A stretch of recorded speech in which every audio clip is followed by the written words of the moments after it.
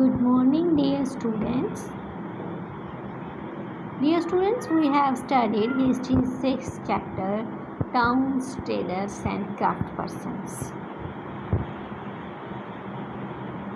तो इसमें हम लोगों ने पढ़ा कि ब्रिटिशर्स के आने से पहले जो ट्रेडर्स थे, जो क्राफ्ट पर्सन्स थे, ये इंडिपेंडेंट थे और इनकी लाइफ, ये इनकी जो कम्युनिटी है वो काफ़ी प्रॉस्पेरस थी। लेकिन ब्रिटिशर्स के आने के बाद उनके साथ क्या हुआ, आज वही आगे हम पढ़ेंगे। Fishing in troubled waters, Machilipatnam. प्यारे बच्चों, ये जो टाउन है मछलीपट्टनम, इसको मछलीपट्टनम भी कहा जाता है, जिसका मतलब है फ़िश पॉट टाउन, यानी कि एक ऐसी टाउन जहाँ पर ज़्यादा फ़िश का काम चलता है, फ़िश का बिज़नेस ज़्यादा होता है। ये कृष्णा कावेरी पर है। करीब 17th सेंचुरी के आसपास यहाँ पर ये मेन सेंटर था, यहाँ पर ये सारी एक्टिविटीज़ होती थी। अब जो डच और ईस्ट इंडिया कंपनी जो थी, वो दोनों ही मछलीपट्टनम पर कंट्रोल करना चाहते थे, क्योंकि ये मेन वो बंदरगाह थी, यहाँ पर ये अच्छे से बिज़नेस कर सकते थे। और जो डच हैं यहाँ पर मछलीपट्टनम में, इन्होंने एक फोर्ट भी बनवाया था। लेकिन जो कुतुब शाही रूलर था गोलकोंडा का, उसने यहाँ पर अपने कुछ शाही फरमान जो थे वो लागू कर दिए और यहाँ पर काफ़ी कंपटीशन होने लगा। इनके बीच में वेरियस ट्रेडर ग्रुप्स, जो अलग अलग ट्रेडिंग ग्रुप्स थे ना, जैसे ये गोलकोंडा नोबल्स थे, पर्शियन मर्चेंट हो गए, तेलुगु कॉमतीज, यूरोपियन ट्रेडर्स, इन सब ने ये जो मछलीपट्टनम सिटी है, इन सब की वजह से ये बहुत ही पॉपुलर और प्रॉस्पेरस, यानी कि बहुत सफल हुई और बहुत ज़्यादा प्रसिद्ध भी हुई। लेकिन जब मुगल्स जो थे वो यहाँ पर आए, तो उनका जो गवर्नर था मीर जुमला, वो भी एक मर्चेंट था, तो उसने एक गेम खेली डच और इंग्लिश के ख़िलाफ़, और फाइनली जो मुग़ल एम्पायर औरंगज़ेब था, उसने गोलकोंडा को अपने कब्ज़े में ले लिया। करीब 1687 के आसपास की बात है ये। अब इसकी वजह से क्या हुआ कि जो यूरोपियन कंपनी थी वो दूसरी जगह पर इसका अल्टरनेट ढूंढने लगी कि अब यहाँ पर तो वो इस तरीके से बिज़नेस नहीं कर पाएंगे, तो उन्होंने दूसरी जगह ढूंढनी शुरू कर दी। तो उन्होंने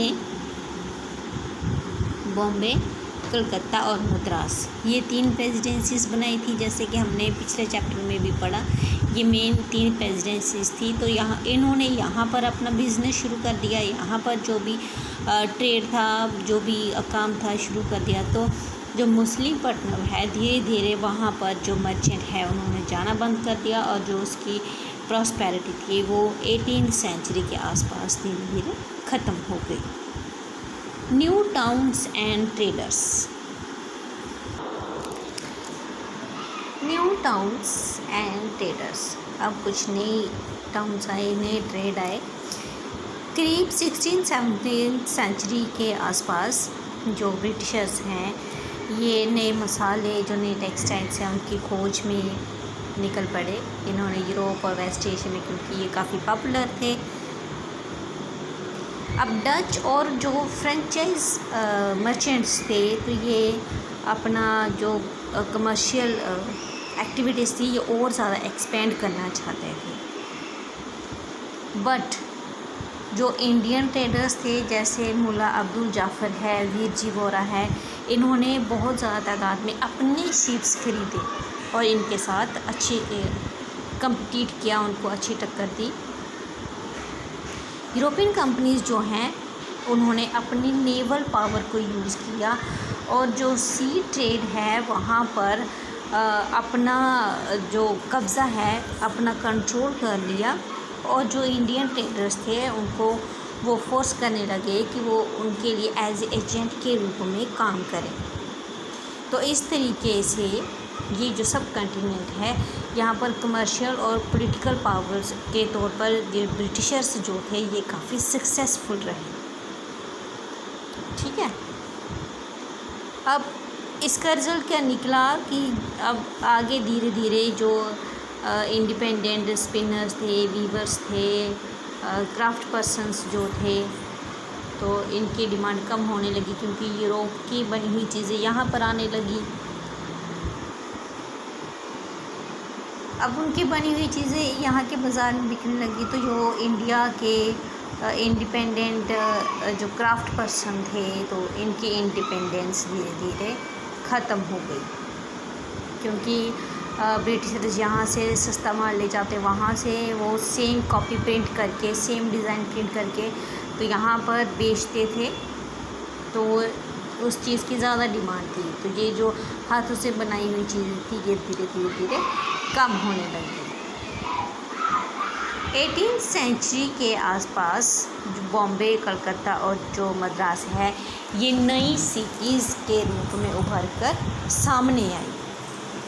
यहाँ पर क्राफ्ट और कॉमर्स का अच्छा बिजनेस होने लगा। प्यारे बच्चों, अब यहाँ पर ये जो मेन सिटीज़ थी, तो यहाँ पर अंग्रेज़ों ने क्या किया था कि डिफरेंसेस रखे हुए थे। वाइट सिटीज़ और ब्लैक सिटीज़ बनाई हुई थी, यानी कि जो साफ़ सुथरी और लग्जरी लाइफ वाली जगह है वहाँ पर सिर्फ ये अंग्रेज़ ही रह सकते हैं, वाइट पीपल ही रह सकते हैं। और जो दूसरी जगह है जहाँ पर इतनी अच्छी जो जगह नहीं है, फैसिलिटी नहीं है, तो वहाँ पर जो ब्लैक पीपल है यानी कि इंडियंस हैं वो रहेंगे। ठीक है। The story of craft and commerce in the 18th century will be taken up next year. ठीक है।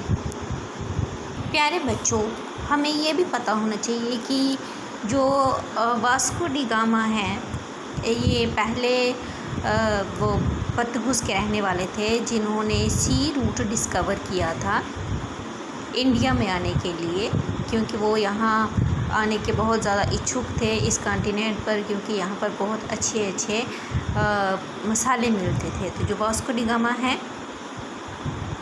ये पुर्तगाल सेलर थे और ये African coast went round the Cape of Good Hope and crossed over the Indian sea, और इन्होंने Indian सी को first time इन्होंने ही ये रास्ता डिस्कवर किया था। इनके साथ साथ फिर यहाँ पर बाद में डच आए, ये ईस्ट इंडिया कंपनी आई, फ्रेंचाइज आए, तो धीरे धीरे यहाँ पर काफ़ी ज़्यादा ट्रेड बढ़ गया। ठीक है।